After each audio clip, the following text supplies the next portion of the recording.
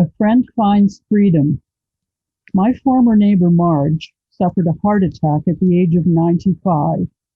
She felt distinctly unwell about 2 in the morning, but didn't want to bother anyone in the middle of the night, so stuck it out until 5 a.m. when she called a taxi to take her to the hospital. When she told her son, who lives in California, he chastised her and told her she should have immediately called the ambulance. Several weeks later, she again felt peculiar in the middle of the night. This time, she called the ambulance. Marge has DNR, do not resuscitate, written on her medical records. When they wheeled her into the emergency department with an oxygen mask on her face, they asked, "Marjorie, do you want to be resuscitated?" I imagined her bolting upright, bachelor button, blue eyes wide open, shouting, "Yes!" She later told me she had no idea the severity of her condition. Next, she got into a little scrape with her car, which caused her to lose confidence in driving. She stopped driving and sold the car, thereby augmenting her isolation, since she had been the driver for a few remaining friends she outlived. When Marge sold her home next to us in 2003, she purposely rented an apartment at Villa Anna because it was close to stores and the bus stop. I understood what was holding her back from getting started riding the bus. It was new, something she had never done before, and she just didn't feel comfortable enough to try. After we talked about riding the bus, she had gone to City Hall for a schedule and highlighted her route. She knew it stopped at Quality Foods and the mall.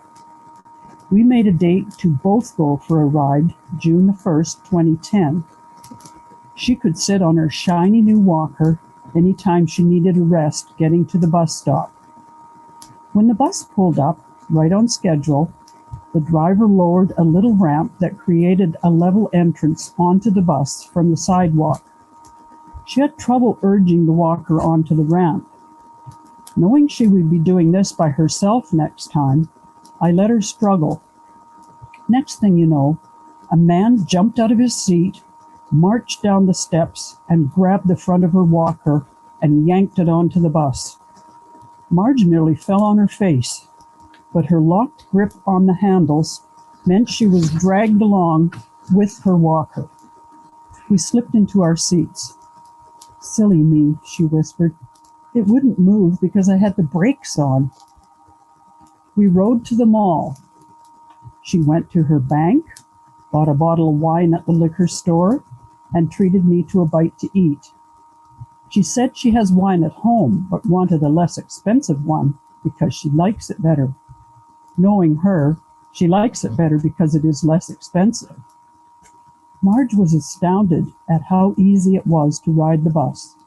She thanked me profusely for getting her started. After a rest, she immediately went and bought a monthly pass for $30. The same week, she rode twice more, once to Quality Foods and once to the mall. She was able to buy grocery specials, have coffee, look around in the stores, and see people.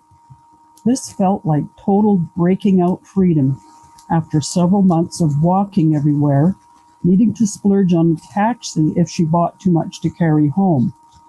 Marge did not like paying for a taxi. She knew she would get her money's worth if she used the monthly bus pass 3 times a week. She learned how to take different buses for joyrides around the community. She met an entirely different group of people who ride the bus. The local drivers get to know their passengers and keep an eye on them, especially vulnerable elderly women. She felt secure in spite of some of the characters she encountered. I was thrilled about the time I introduced my friend to a new way of life. The best help you can give anyone is to help them to help themselves.